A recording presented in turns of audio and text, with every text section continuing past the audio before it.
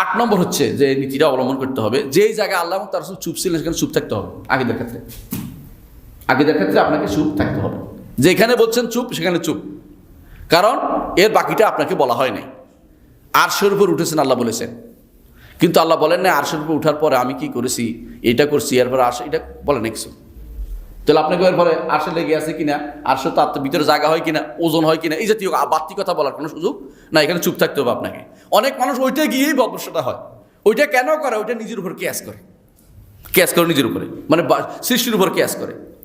আর 9 নম্বর নীতি হচ্ছে আল্লাহ লা ইসমাতা ইল্লা মা আসামাহুল্লাহ, আল্লাহ তাআলা যেটাকে মাসুম বলেছেন এর বাইরে আর কেউ মাসুম নেই, নিরাপদ নেই। কারা এটা? আল্লাহ তার রাসূল সাল্লাল্লাহু আলাইহি ওয়াসাল্লাম ছাড়া কেউ মাসুম নয়।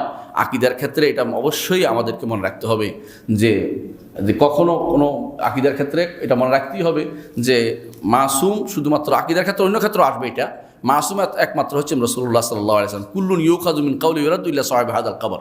এই কবরবাসী অর্থাৎ রাসূলুল্লাহ সাল্লাল্লাহু আলাইহি ওয়াসাল্লাম তিনি শুয়েছিলেন মদিনাতে, যে জায়গায় এখন সেখানে দেখাচ্ছেন ইমাম মালিক রহমতুল্লাহ আলাইহি সেখানে দর্শ দেন মুসলিম নবী, তিনি বলছেন এই কবরবাসী ব্যতীত দেখাইয়া তিনি ব্যতীত সবার কথা নেওয়া যাবে এবং ছাড়া যাবে, কারণ তারটা মাসুম, তার কথার কোনো কি নাই, ভুল হইতে পারে না।